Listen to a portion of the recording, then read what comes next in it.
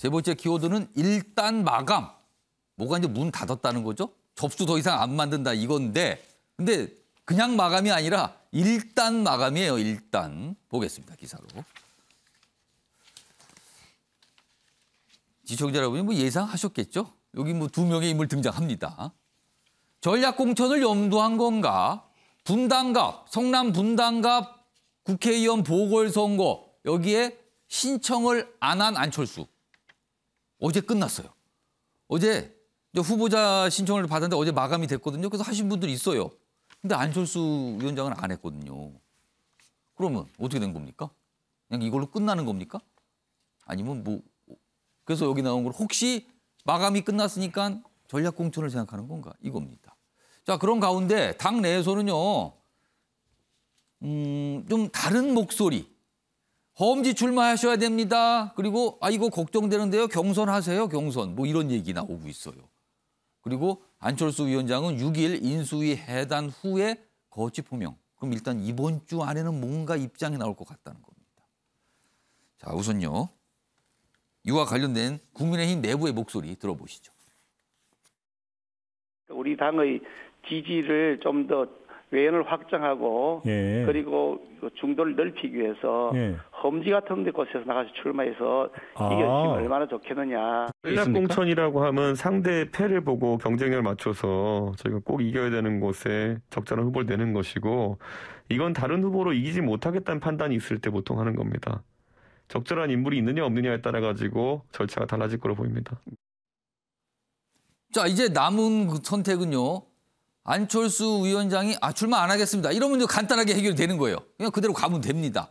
근데 만약에 출마를 하겠다라고 하면 특히 분당갑에 그러면은 일단 후보 신청이 마감이 된 상태잖아요. 그러면 방법은 추가 공모를 하는 거죠. 추가로 접수 받습니다. 그러면 기존의 후보들이 또 반발할 수도 있죠. 아니면 아예 그냥 가서 출마하세요. 전략공천을 하는 방법도 있습니다. 그럼 역시 또 반발이 있을 겁니다. 김용태 최고위원, 이거 어려운데 이게 어느 방향으로 갈 것 같습니까? 재보궐이라는 것이 이번 재보궐은 대선의 연장선상에 있고요. 또 지금 선거 30일도 안 남았습니다. 그렇기 때문에 경선을 하기에는 사실 물리적인 어려움이 있고요. 시간적으로 굉장히 어렵습니다.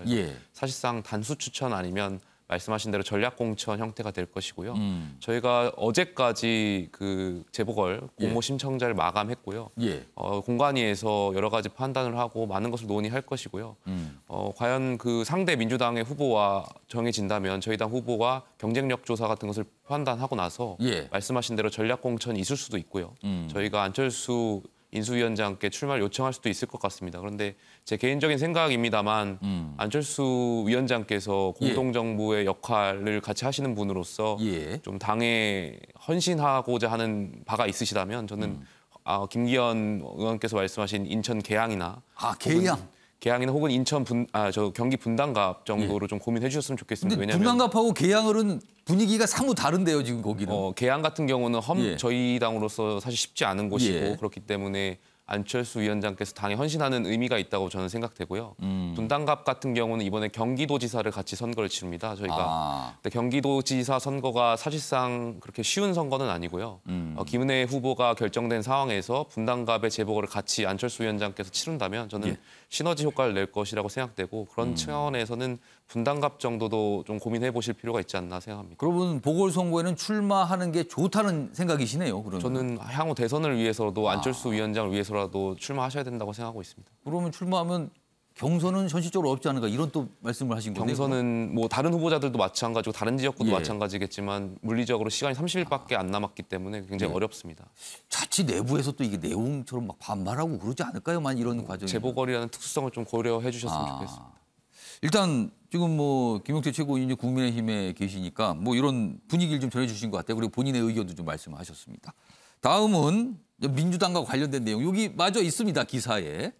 자, 민주당 공천위 이재명 차출 이거 고려할 수 있다라는 입장을 어제 냈어요. 이게 시간이 바뀌면 달라져요. 처음에는 뭐 당에서 그런 거 아직 뭐 아닙니다. 그리고 이재명 전 후보 측도 그런 거 생각 안 합니다 해서 요즘은 뭐 할 수도 있지요로 가는 것 같아요, 점점. 그리고 여기 보면 찬성한다는 목소리 아니다. 이거 이렇게 나오면 문제 있다. 이재명 전 후보가 벌써 이 정치권에 이렇게 등판하는 거 이거 빠르다. 이런 지적의 목소리도 동시에 존재합니다. 자, 그럼 민주당 내부의 목소리도 확인해 보겠습니다. 당이 전국 선거에 도움이 된다고 생각할 때는 차출도 고려하고 있습니다. 분명한 것은 현재 민주당에 이재명만한 스타는 없다는 점입니다. 이재명 고문 일단 이야기 네. 출마할 것 같습니까? 아직은 나설 때가 아니다. 아직은 나설 때가 아니다.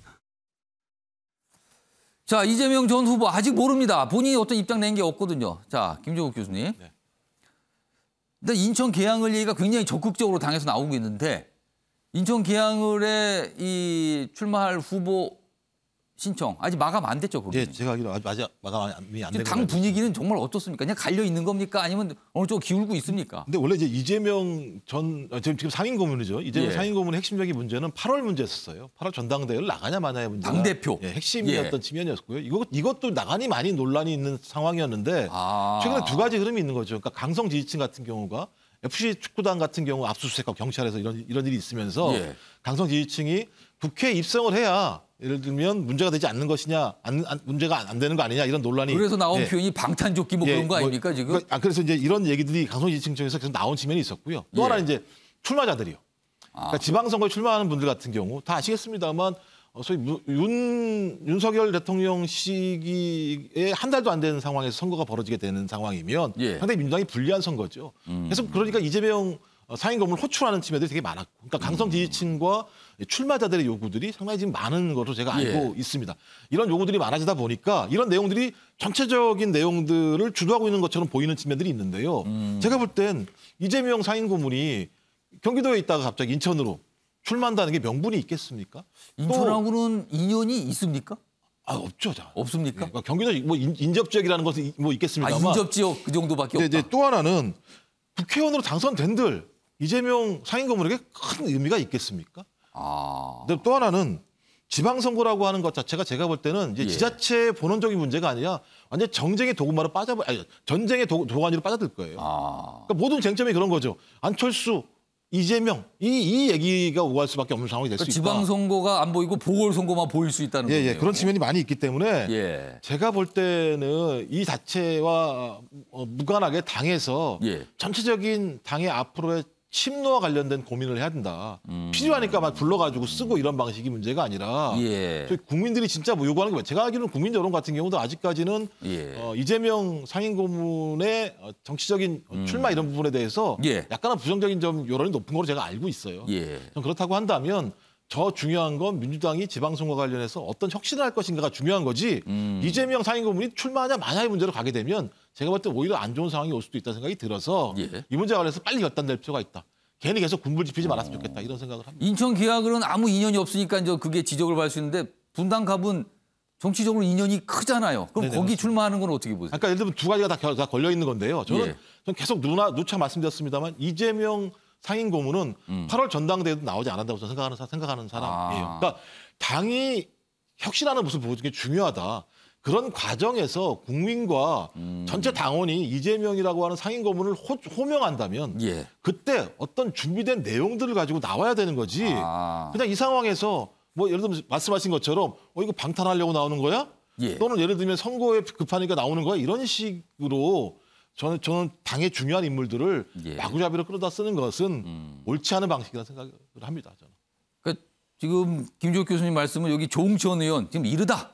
지금 그렇게 사용할 이 정치적 민주당이 가진 자산이 아니다.